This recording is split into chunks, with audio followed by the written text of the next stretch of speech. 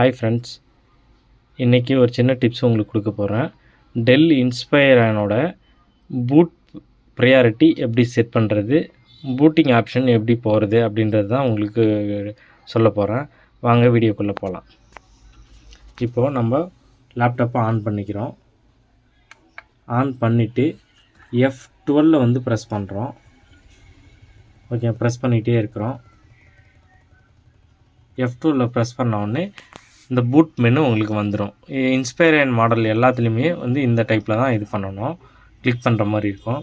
இப்போ இங்கே பாருங்கள், UEFI பூட் டிவைசஸ்ன்னு இருக்குது இல்லைங்களா, இதில் தான் நீங்கள் வந்து இன்கேஸ் வந்து OS போட போகிறீங்க அப்படின்னா, நீங்கள் பென்ட்ரைவ் போட்டிருந்தீங்க அப்படின்னா இந்த கீழே வந்து ட்ராப் டவுனில் உங்களுக்கு காமிக்கும்.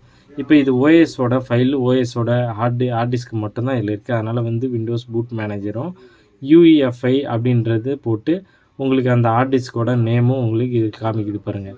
இது மட்டும்தான். இப்போ பென்ட்ரைவ் இன்சர்ட் பண்ணிங்க அப்படி சொன்னால் கீழே ட்ராப் டவுனில் உங்களுக்கு பென்ட்ரைவோட நேமும் காமிக்கும். இது என்ன சப்போர்ட்டில் எடுத்துக்கோன்னா UEFI பூட் டிவைஸ்ன்னு போட்டிருக்கிறதுனால UEFI சப்போர்ட் மட்டும்தான் எடுத்துக்கும். உங்களுக்கு லெகசி மோடில் எடுத்துக்காது. இப்படி தான் நம்ம வந்து பூட் வந்து ப்ரையாரிட்டி நம்ம செட் பண்ணுறது.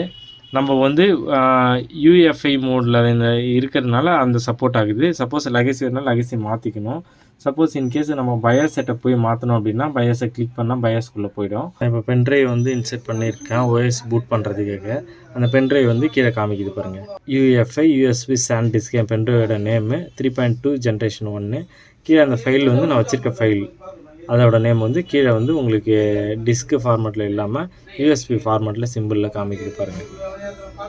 ஓகேங்களா? இப்போ நான் இதை செலக்ட் பண்ணிவிட்டு OS பூட் பண்ணுறதுக்காக இதை கிளிக் பண்ணிக்கிறேன். கிளிக் பண்ணாலே உங்களுக்கு உள்ளே போயிடும்.